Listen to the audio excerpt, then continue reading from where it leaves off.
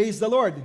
Pakisabi mga sa katabi mga kapatid, ako'y tuwang-tuwa ngayon. At nakita kitang muli. Yeah, so praise God. Pakisabi rin ng katabi, ako rin, sabi mo. Yeah. Me too. Yeah. Praise God. Sige po, hindi ko na po patatagalin. Ang ating pong pag-aaralan ngayon ay pinamagatang kong God never forgets you. Ano ba nangyari dito?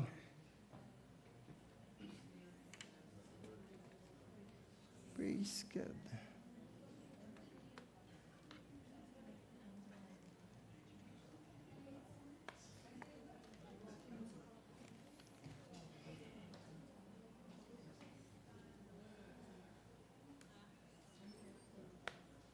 May lumambitin ba dito? Parang nilalambitinan kaya nagganyan. Please po, wag po natin lambitinan to. Hindi po to bagging. I think somebody naglilin dito. So when you use this, please don't lean on it. Para hindi po tayo Amen?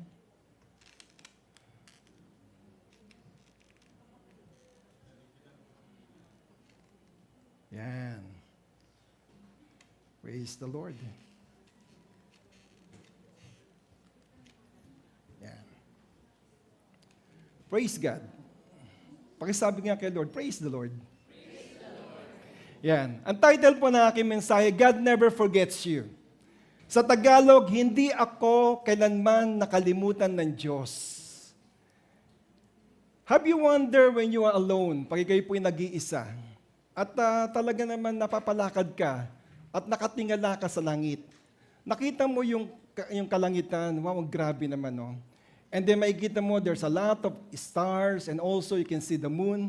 Alam niyo ba sa atin dito sa Cayman, we are so very blessed, sometimes you will see the moon, a perfect circle, di ba? At yung tingin mo, para ang lapit-lapit sa ng buwan. And then when you see the skies, you can see the skies talaga, really naman ang ganda, may mga bituin, ang dami-daming bituin. At napamangha ka rin ba na minsan iniisip mo, ang laki ng kalawakan, pero bakit ako ay hindi nakalimutan ng Diyos? Or maybe, the Lord is still look at me, and the Lord always bless me. Alam nyo, merong isang taong gumawa niyan, si Haring David. I want you to open your Bible in the book of Psalms, chapter 8, verses 3 to 4. Ito po ang ating pag-aaralan. Sabi doon, when I consider your heavens, the work of your fingers, the moon and the stars which you have ordained, what is a man that you mindful of him, and the son of man that you visit him? May the Lord bless the reading of His word. Tayo po yung pananali ang manalangin. Heavenly Father, we thank you, Lord God, sa banal mong salita. That every time we hear your word, there is always a revelation of your word. Lord, I pray that every time we hear your word, there should be a transformation upon our lives, oh God. Not only transformation, but also a life-changing, oh God. Thank you, Father. We bless you. Holy Spirit, be with us in our needs. In Jesus' name, amen. Tagalogin ko lang, no? Sabi ni King David dito, kapag ako'y tumitingala sa langit na iyong nilikha, at aking pinagmamasdan ang buwan at ang mga bituin sa kanilang kinalalagyan. Ako'y napapatanong, sabi ni David. Sometimes I ask myself, sabi niya ganun, ano ba ang tao upang inyong alalahanin? Sino nga ba siya upang inyong kalingain? Grabe yung word niya ni David doon. No? Si David, during that time, he was not in the palace. Wala siya sa palasyo nun Definitely nasa labas siya. So tumitingala siya siguro habang pinagmamasdan niya ang kanyang kaharian at napatingin siya sa kalangitan. Sabi niya gano'n, grabe no? At gabi, sigurado, kasi may binanggit na buwan saka star. So it was night when he was walking outside the palace. And then, sabi niya gano'n, he saw the moon, the stars, and he realized how great God is and how small we are. Na-realize niya, wow, sa laki ng kalawakan, ng universe o ng heaven, sabi niya gano'n, napansin niya na napakaliit ko pala bilang isang tao. But remember this, he was a king that time. So siya ay hari ng bansang Israel that time.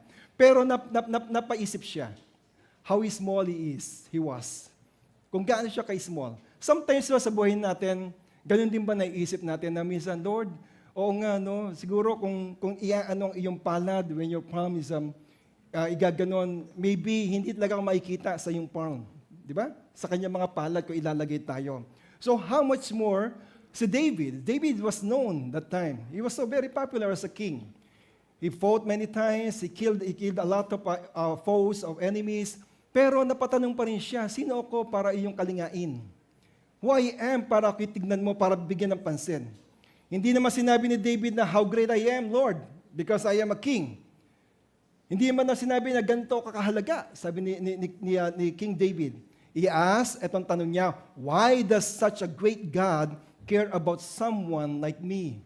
Sabi niya ganun, bakit merong isang Diyos na talaga naman nagmamalasakit sa akin?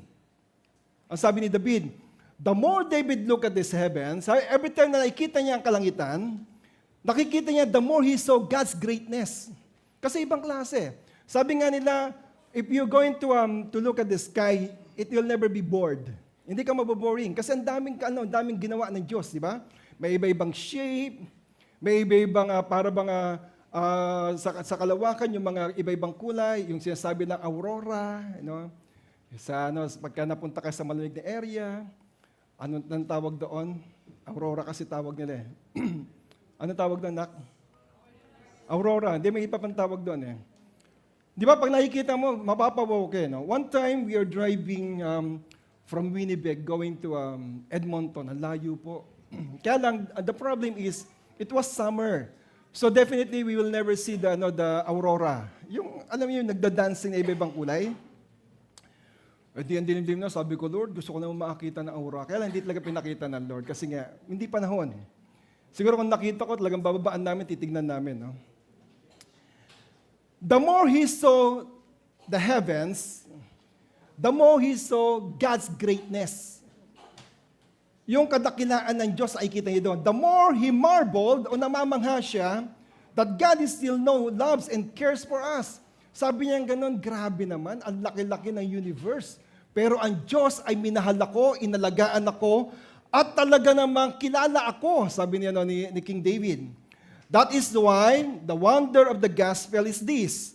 The God who created everything has not forgotten you. Amen?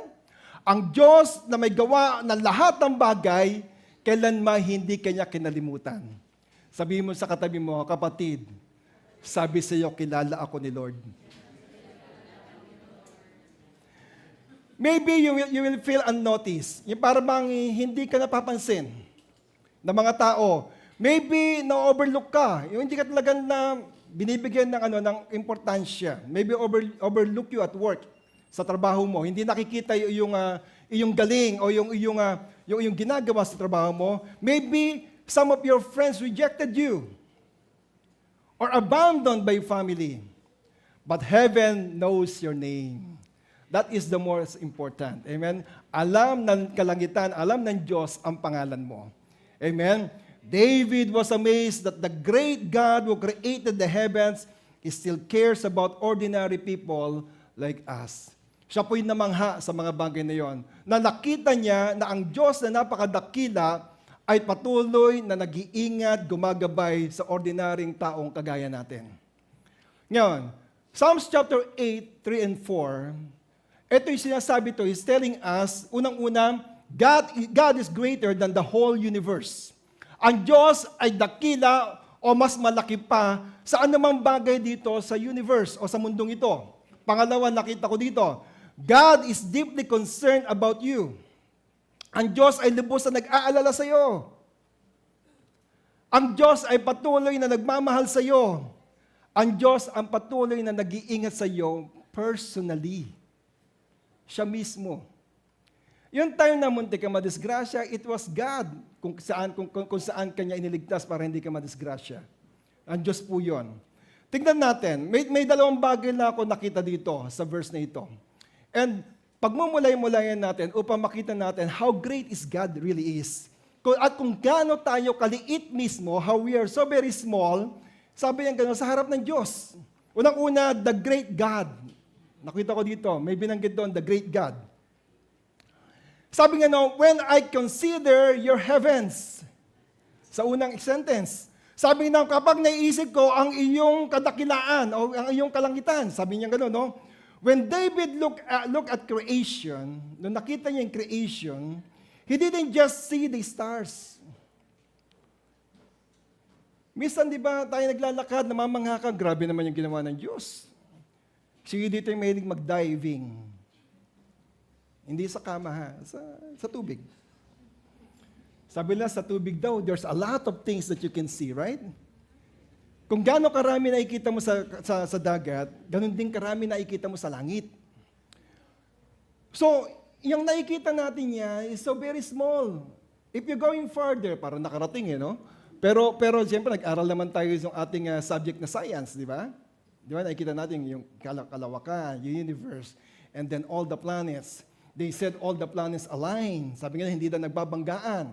And then every planets have their own character.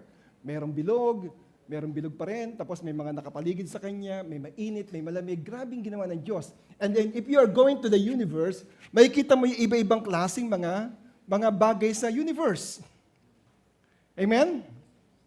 So pag nakita niya yung creation na yun, hindi lamang niya nakita yung stars and the moon. He saw the greatness of God. Nakita niya kung gaano makapangyarihan at gaano kadakila ang Diyos. When you know how great God is, pag nalaman mo kung gaano kalaki ang Diyos mong pinaglilingkuran, ang Diyos mong sinasamba, you realize that no problem is greater than Him. Marirealize mo na wala pa talagang problema na mas lalaki pa sa Diyos. Alam mo ang problema kaya lang lumalaki? Alam mo kung bakit? Lumalapit ka masyado sa problema. Kita nyo. Pagka mayroong puwing ang inyong mata, di ba? Pag nasa mata mo, parang, naku, hindi na ako makakita. Parang may nakaharang sa aking mata. Amen? Pero pag natanggal mo pala siya, ang liit pala. At habang nilalayo mo sa kamay mo, lalong lumiliit siya. Kapatid, ang problema, ganun din yon. Kay Lord, walang malaking problema. Amen? Kung gaano makapangyarihan ng Diyos na iyong pinaglilingkuran, ang Diyos na iyong sinasamba right now, sa Kanya ang problema ay napakaliit lamang. Amen? Kaya sabihin mo sa katabi mo kapatid, kayang-kaya ni Lord yan. Ano man ang pinagdaraanan mo ngayon. Alam nyo, ang kalangitan, no? Ang heavens, no? Hindi yan na kailangan magsalita pa eh. To show us or to tell us how great our God is. The God who guides every star will guide every step of your life. Kung papaano niyang ginaid ang mga stars, sabi nga nila, grabe naman yun, hindi nagbabanggaan. Alam niyo ba, do you realize how big is this star? Malaki siya, di ba?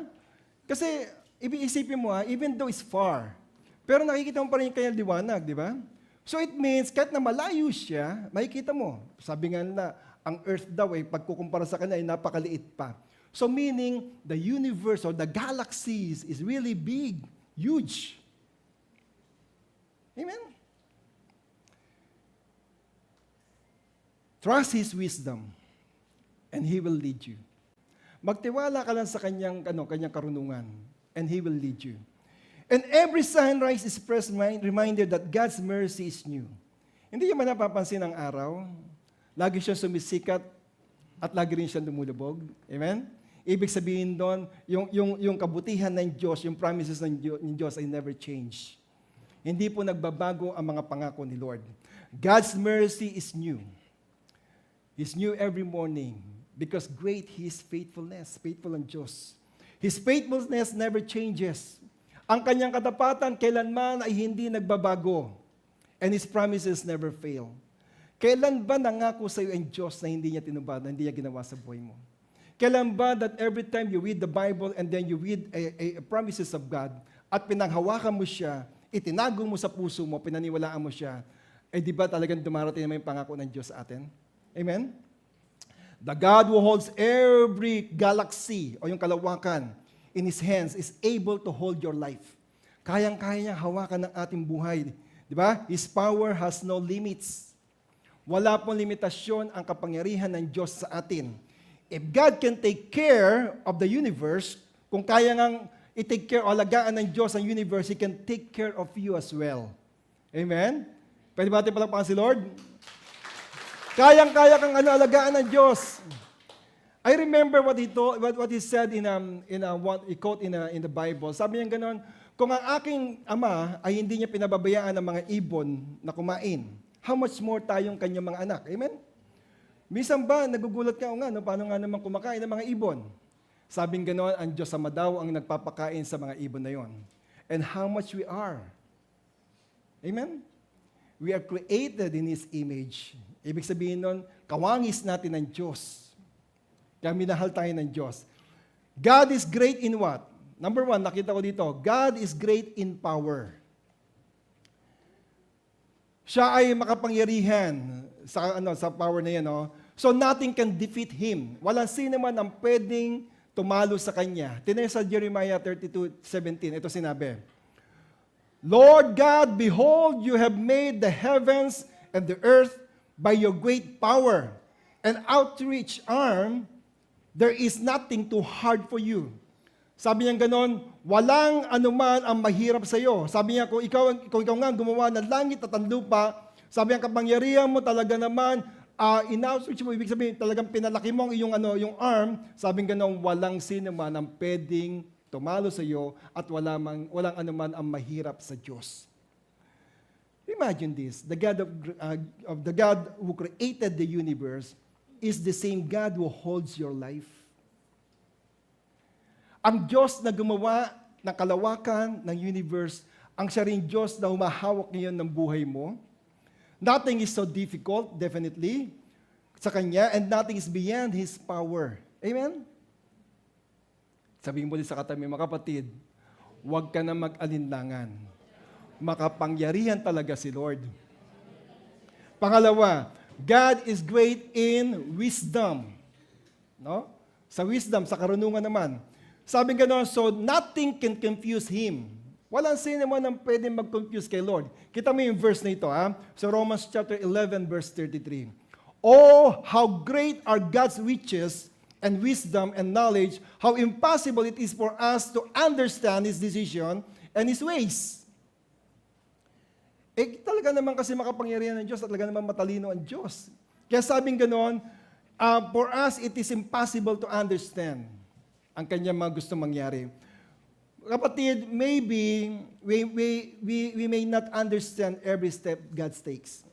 Minsan hindi naman talaga natin naunawaan ang mga hakbang ng Diyos sa buhay natin.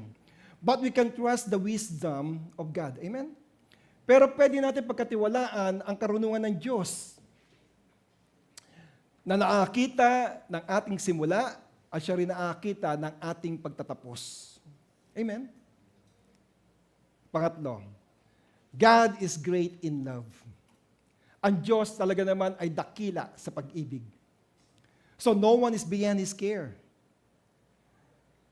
Psalms chapter 103 verse 13, ito sinabi, The Lord is like a father to His children, tender and compassionate to those who fear Him. So God loves us like a father who knows everything. He protects us and He treasures us, His children. Tinetreasure ka ng Lord bilang isang kanyang mga anak. Last one.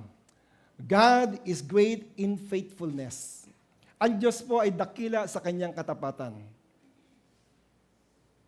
May awit nga, di ba? Dakila ka, O Diyos, tapat ka ng tunay, magmula pa sa ugat ng aming lahi. Sabi ka na, no? So, ibig sabihin from the very beginning, si Lord talaga ay faithful na. Hindi nagbabago ang Diyos. Numbers chapter 23, because He always keep His promise. Numbers chapter 23, verse 19, ito po sinabi, God is not like people. He tells no lies. He is not like humans. He doesn't change His mind. When He says something, He does it. When He makes a promise, He keeps it. Tagalog, sabi nga, ang Diyos daw hindi kagaya ng tao na nagsisinungaling. Hindi siya kagaya ng human being. Ang kanyang pag-iisip ay hindi nagbabago. Pag may sinabi siya, ginagawa niya. Pag may pinangako siya, sabi nga ganun, tinutupad niya. Amen. Sino ba ditong nangako na at hindi niya at lagi niyang tinutupad kanyang pangako? Di ba wala? Ilang beses na nga nagsabi sa inyo, sige bro, sama ako sa church. Tapos nung tatawagan mo na, bro, may gagawin pala ako. Hindi, pangako, next week talaga, sasama ako sa iyo. Alam mo, minsan ang pangako, ang pagbibigay pangako, minsan masama rin talaga. Sabi sa Bible, when you said yes, do it.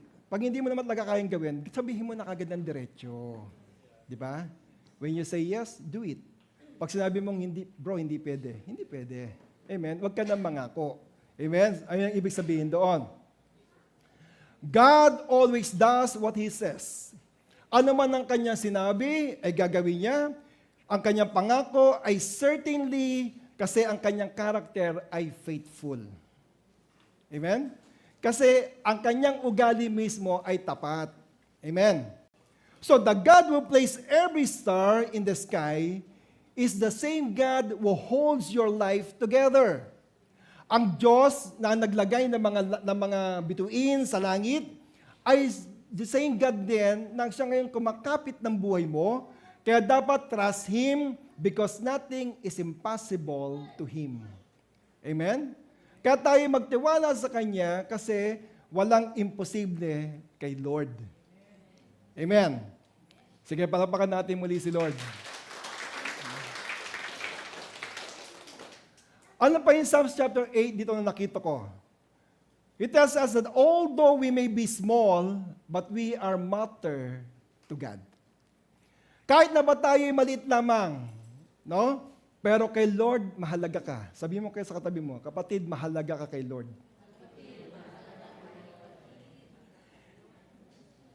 Sa Psalms chapter 8:11, may sinabi doon, what is a man? Sabi ko, ano ba ang tao? Nung si David ay tumingin sa langit, nakita niya yung greatness of God. At na-amaze siya talaga. Sabi niya ganun, grabe. That the Creator of universe will show grace to people like us. Alam mo ba, nung nilikha ng Diyos ang mundo, ay ang huli niyang ginawa ay tao. Di ba? And then after that, sabi niya, it was good, and then He rest. Nagpahinga siya. Alam niyo bakit? Kasi pinrovide muna ng Diyos lahat. Ginawa niya, nag-ano siya ng tubig, ginawa niya ang langit, nilagay niya ang buwan para sa gabi, mayroon liwanag, nilagay niya yung araw para during the day naman, mayroon naman liwanag, tapos naglagay siya ng mga halaman, naglagay siya ng aquarium na ang laki-laki, di ba? Yung dagat, aquarium ni Lord yun eh. Nilagay doon yung iba-ibang hayop, yung iba-ibang isda, and then after that, gumawa siya ng maraming hayop, and then after that, ginawa niya ang tao. What it does mean? Ano ibig sabihin nun? God provided everything before we are created. Amen? Hindi yung parang nangako mo, sige, pag lumabas siya, so ako lang isipin ko na yung kailangan niya. Hindi. He already provided what we needed. Pinrovide na ng Lord. Di ba sila Adam and Eve nga, vegetarian pa, di ba? Yung sa may Genesis chapter 1 verse 29, sabing ganon, ang Diyos ay nagbigay ng binhi, naglagay ng mga halaman para sa kanila at sabi sa kanila, ayan ang inyong kakainin. Sino vegetarian dito? Nasa Bible po yun. Walang vegetarian, no? Ano tawag doon? Ano tawag? Carnivore tayo, carnivore. Carnivore ba? O carnival?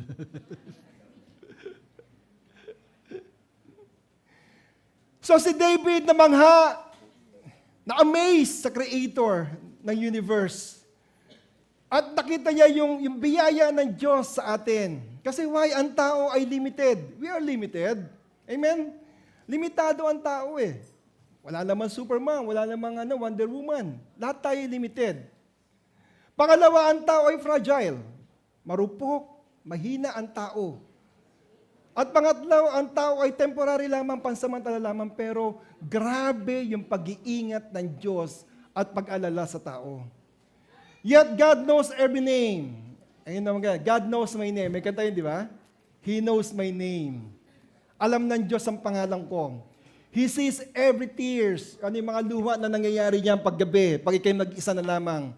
Pag ikay talaga naman merong pinagdadaanan, kitang-kita ng Diyos ang mga luwang yan. Kitang-kita ng Diyos ang kalungkutan na yan.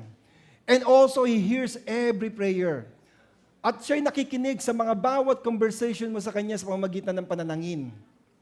Did you know that when you pray, you're having conversation with God? Para kang bata na nagsusumbong kay Lord, na para kang bata na humihingi kay Lord.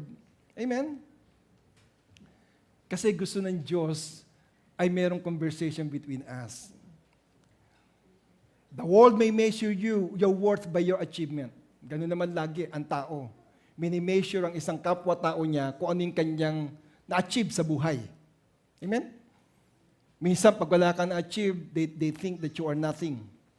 Pero God, eto si Lord, but God values you because He created you in His image and calls you into a relationship with Him. Kaya ang Diyos naman, ibang klase ang tingin sa'yo. Binavalue ka ng Lord kasi you were created in His own image at ang gusto niya pa meron kang relasyon sa Kanya. Amen? Pangalawa, what is a man? God thinks about you. Alam mo ba na nasa isipan ka ng Diyos? Psalms 139, di ba? Pag ikay umuupo, alam mo nang ginagawa mo, sabi ganoon, yung mata ng Diyos ay nasa iyo. Amen?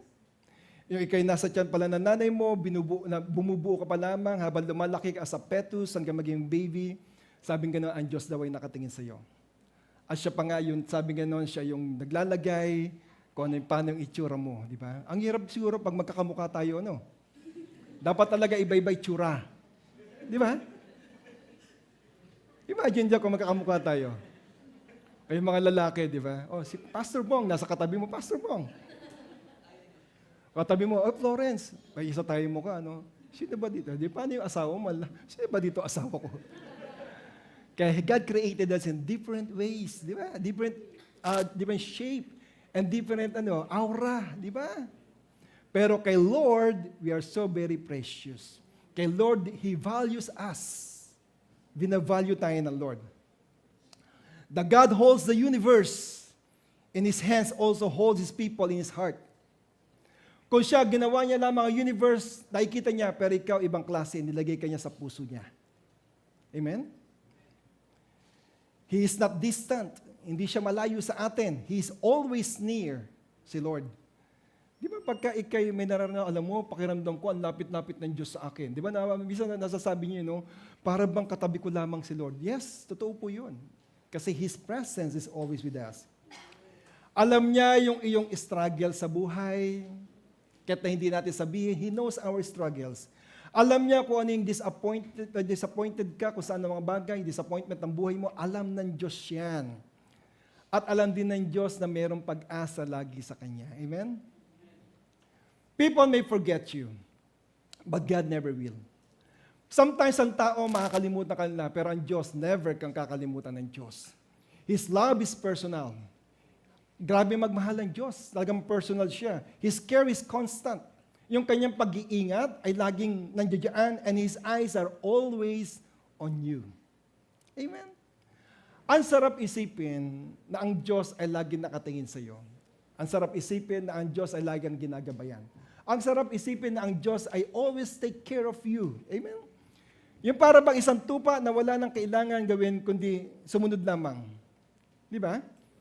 Di ba ang tupa pagka lagi siyang pinapastol, the reason why yung shepherd always has a rod, kasi yung pastol, sumusunod lang naman talaga. Pag sinabi niya dito ka dadaan yun doon.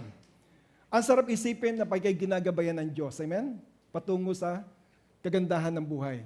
Kasi the shepherd doesn't want yung kanyang tupa na mapunta sa bangin, kaya nga ginagabayan niya lagi. Sabi mo sa katabi mo, kapatid, pag ikay na may ginagabayan ni Lord, magpakabay ka. Sabihin mo, ganito, alam niyo ba ang rod, ang purpose po ng rod ay panggabay, di ba? Pero minsan, pag matigas ang ulo, pang-spin na. Huwag niyo nang hayaan na gamitin ng Lord yung rod at gawing spin sa'yo. Di ba? Yung parang ang tigas ng ulo mo. Di ba? Sumunod tayo kay Lord. His love is personal. Ang pag-ibig niya talaga naman personal pag pinapakita sa atin. His care is constant and His eyes is always on you. Laging nakatingin ng Diyos sa iyo. Sumunod, what is a man? God knows you personally. Ayun na maganda.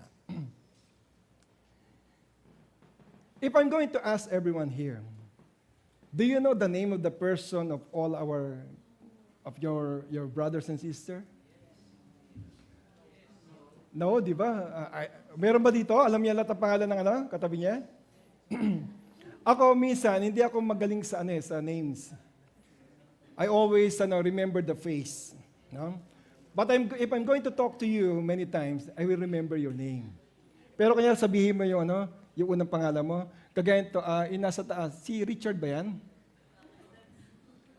Ay, hindi, si Robert pala yun. Si Robert pala. Di ba? Marami dito, hindi natin alam. Pero si Lord, grabe, no? He knows your name. How many people in the world? 8 billions of people. And each of one of them, God knows the name. Grabe, no? Amen? So He knows our name. He knows you personally. What is a man that you are mindful of him? Sabi niya gano'n, ano ba ang tao na palagi siyang nasa isip mo? The God who rules the galaxy remembers your name. Ang Diyos na may gumawa ng kalawakan, alam ang iyong pangalan. People may overlook your faithfulness. Sometimes sa work mo, you're doing your best. Misa sa school, sa bahay niyo, you're doing your best. Maging faithful ka sa ginagawa mo. At hindi nila napapansin yon, pero si Lord napapansin ang iyong katapatan. Amen? Continue to work, sabi sa Bible, as you're working for the Lord, not for the man. Because God is the one who do what? Promotion. Ang Diyos ang gumagawa ng promotion. Pag nakita ka ng Diyos na tapat ka, obedient ka sa Kanya, the Lord is going to promote you. Amen. Sino dito yung gusto ma-promote siya? So maging faithful ka lang at maging obedient ka lang kay Lord. Amen? Kaya wala pa si Lord. Nakikita rin ng Diyos yung mga panalangin na sikreto mong ipinapanalangin. Maybe when you come to the church, you are not very vocal. Hindi mo sinasabi pero sa isip mo. Pero si Lord, basang-basa ang isip ng bawat isa. Alam niya kung ano yung pinapanalangin. Alam ng Diyos kung ano yung tinatangis ng iyong puso. He sees every act of kindness. Nakikita niya ang kabutihan mo. Maybe hindi nakikita ng iba, pero si Lord kitang-kita na mabuti ka. Amen? He sees every tear shed in the night. Yung mga panahon na talaga namang umiiyak ka na at ayaw mong pakita kahit kanino, si Lord kitang-kita yan. Amen? God is close to those who are broken-hearted, sabi sa Bible. Ang Diyos daw ay malapit sa mga taong may dinaramdam sa kanyang sarili.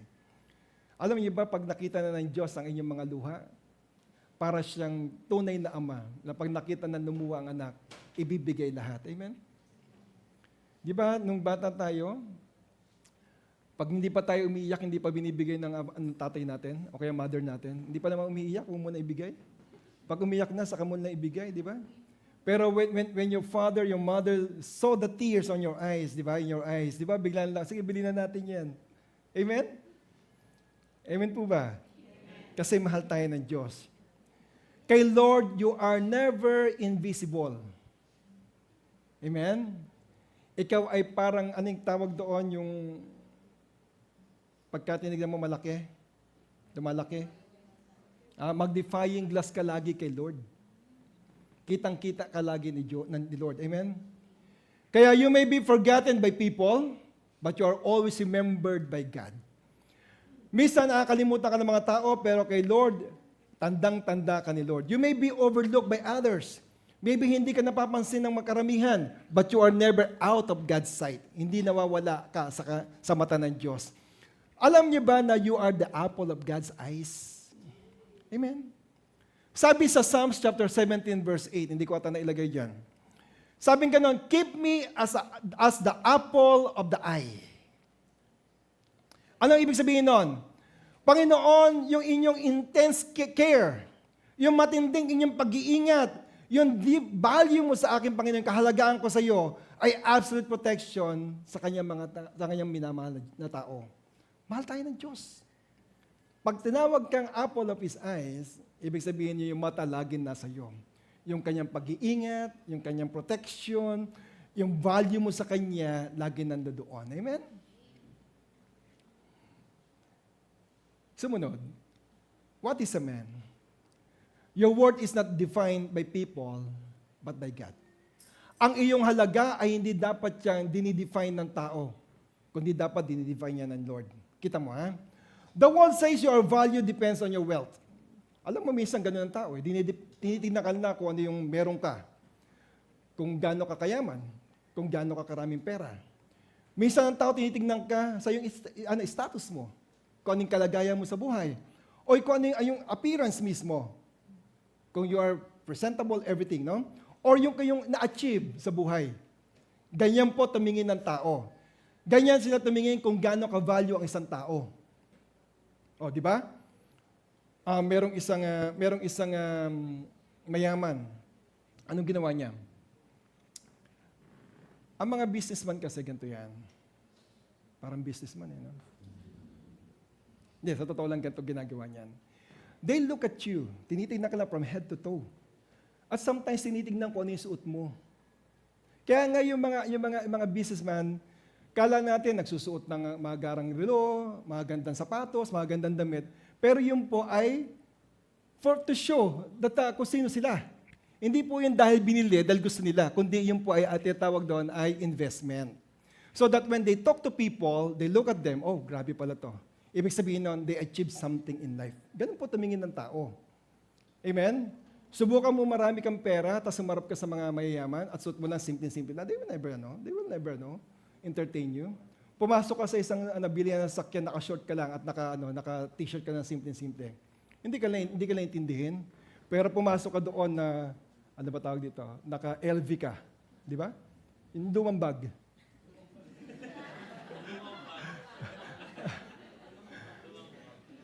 Di ba?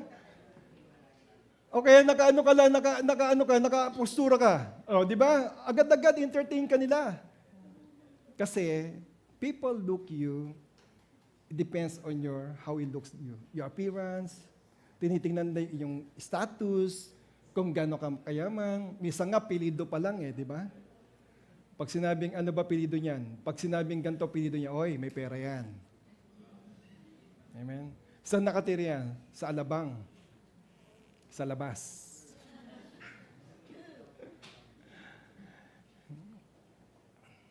God says your value is shown by the truth that He is mindful of you. Kay Lord, iba naman. Kay Lord, pag tinignan ka niya, ibang klase. You are value sa Kanya.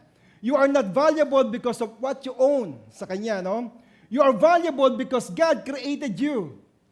Ikaw ay valuable sa Kanya kasi ikay ginawa ng Diyos. Never measure yourself by people's opinion. Huwag niyong ayaan yun. Measure yourself by God's love. Ipakita mo sa kanila, no? Never do that. Ikaw valuable kay Lord. Huwag mong ayaan na i-measure ka na ng kanilang opinion. Measure yourself by God's love. I am loved by God. Amen? Bakit ka mo?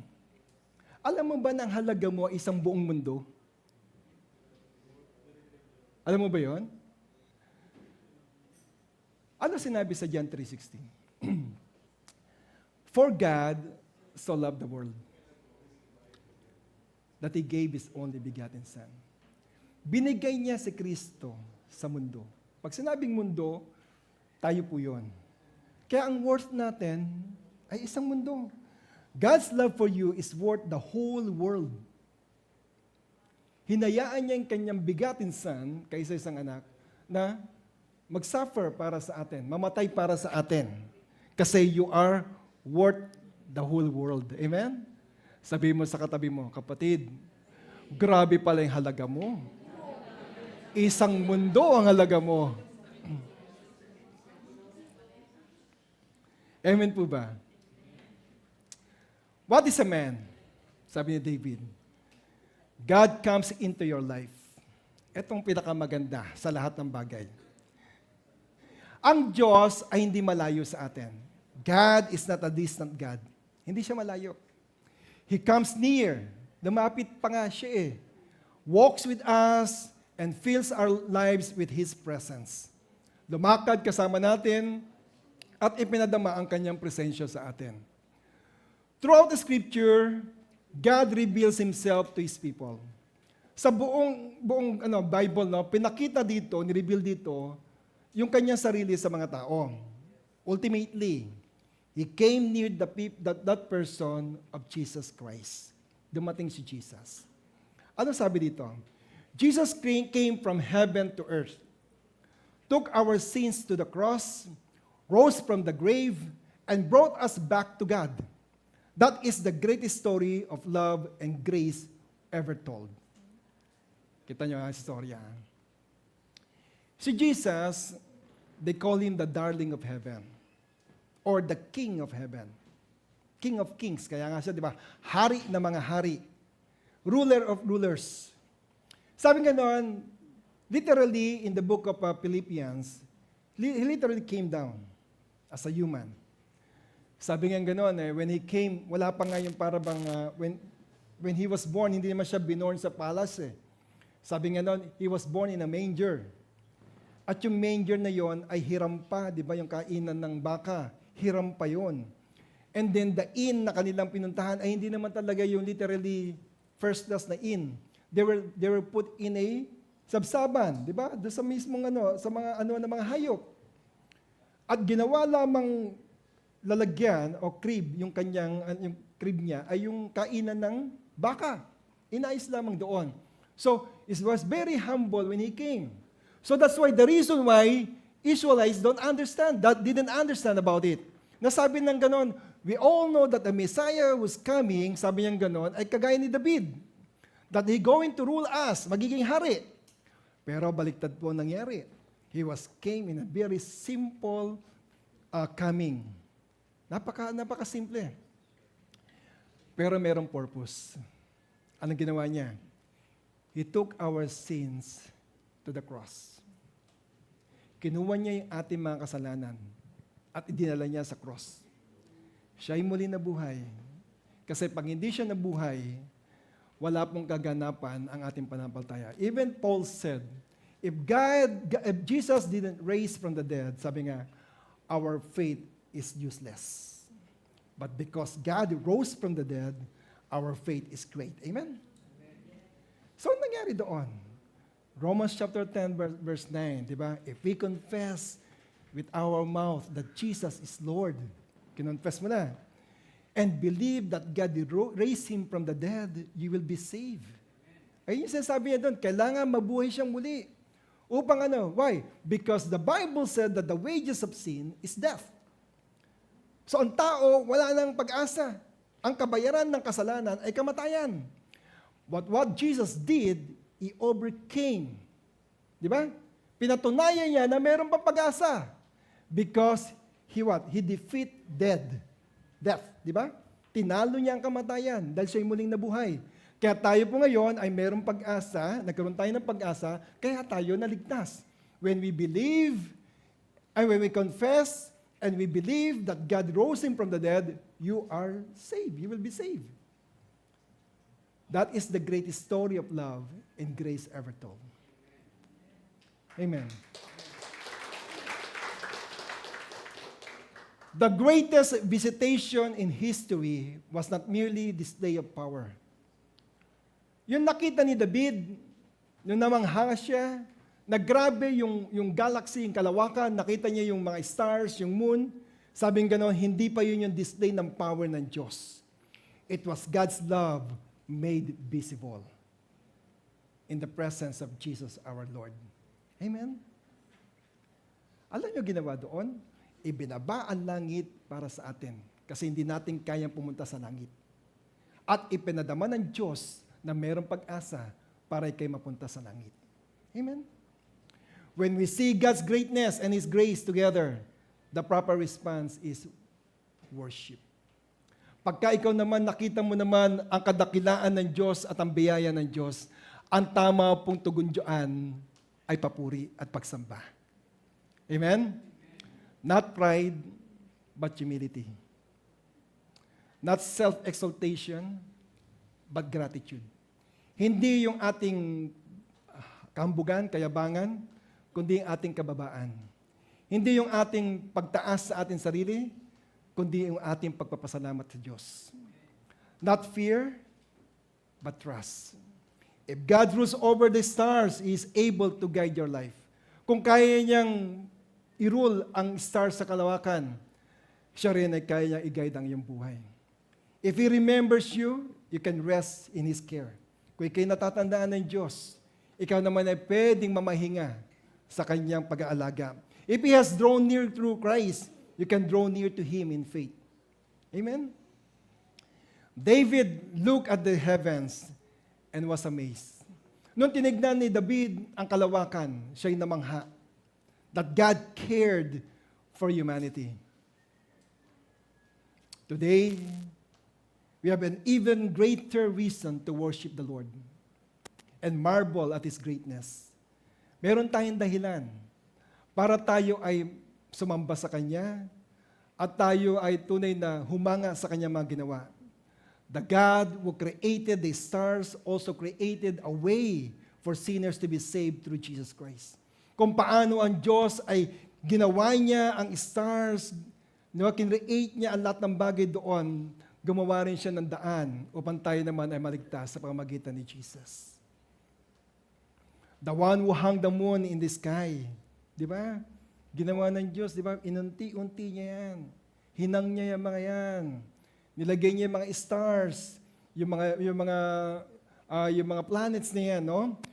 Hinang niya yung moon para meron tayong liwanag sa gabi. In-stretch niya yun. At sa kanya naman mga kamay, si Kristo naman ay in-stretch na rin ang kanyang kamay para sa atin sa krus ng Kalbaryo upang tayo makatanggap na tinatawag na kaligtasan. Ang tao ay wala ng pag-asa because of sin. But because God loves His creation and He knows your name, the reason why He brought Jesus to the earth for us to be saved. Amen? That is the wonders of God's grace. Ito po yung kahangahangang biyaya ng Diyos sa atin. Yung kamangamanghang biyaya ng Diyos sa atin. Maybe sa oras na ito, or maybe many times you ask yourself, does anyone see me? Meron ba talaga nakakita ba sa akin? O meron ba talaga nakakapansin sa akin? Meron ba talaga nagkikare sa akin? Maybe you're asking that. Maybe tingin mo wala. Remember, God sees you and cares for you deeply. Ikaw ay inalagaan ng Diyos, minamahal ng Diyos ng napakalalim. Sumagot nga siya, di ba? Sa Psalms chapter 8, the God who created the heavens knows your name and cares for your life. Ang Diyos na gumawa ng langit, alam ang iyong pangalan, at ikay aalagaan ng Diyos. The God who rules the galaxies also cares about you. The God who created the stars are not forgotten your future. He holds our future. Amen? Alam niyo ba yon? Nahawak ng Diyos ang ating hinaharap, ang ating kinabukasan. At alam natin na walang gustong gawin ng Diyos sa buhay natin kundi maganda. Meron bang magulang na hindi nangarap ng maganda sa kanyang mga anak? Meron bang mga magulang na piniling mapahamak ang kanyang anak? Wala naman. Kahit na gano'ng kasama ang magulang, pero ang kanyang iniisip pa rin ay kabubuti ng kanyang mga anak. How much more our God? God is so very loving. God is so very caring. Whatever you are experiencing right now, ano man ang circumstances ng buhay mo ngayon, God cares for you. And He will never leave you nor forsake you. Kung siya, ginawa niya ang kalawakan, sabing ganon, kayang hawakan ng Diyos sa ating buhay. Lift your eyes above your circumstances because God is greater than your circumstances. Your life matters because it is held by the hands of eternal God. Ang buhay mo'y mahalaga kasi siya mismo may kapit ng buhay. The one who created everything also has a purpose for your life.